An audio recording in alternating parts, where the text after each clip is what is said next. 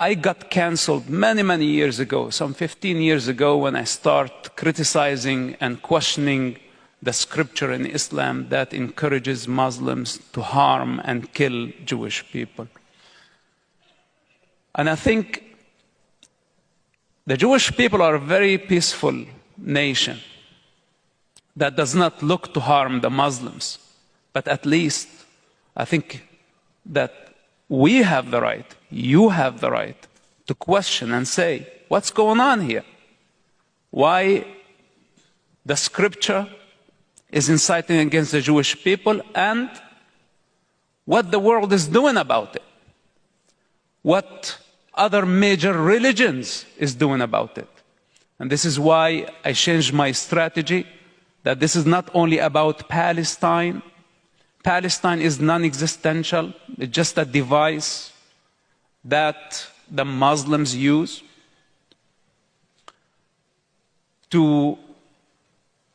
as a weapon against Israel and as a weapon against the Jewish people.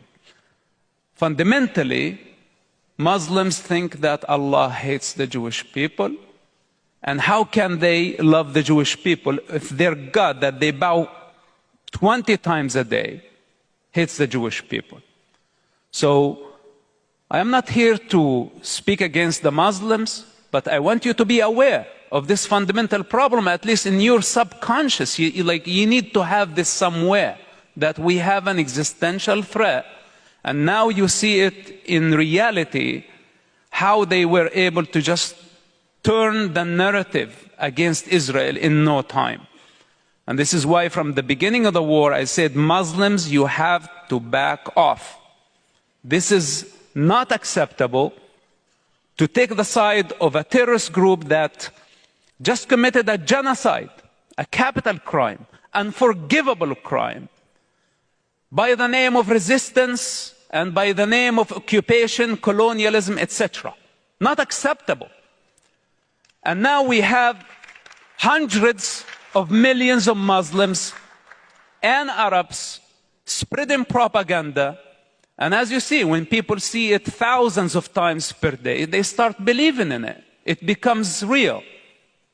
So it is the time to move from defense to offense, to call things for what they are, to see them for what they are, and there is no need to be afraid. There is no need for us to be depressed. I have been fighting against Islam alone, by myself, for so many years. And I don't need the permission from nobody.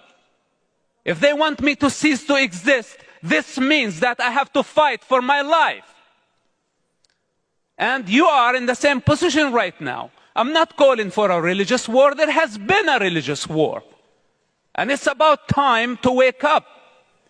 I'm not saying that we go on a war with the Muslim people, but at least we need to educate the rest of the world that we are in danger. Some people out there, hundreds of millions of them, want us dead. And we have to defend ourselves.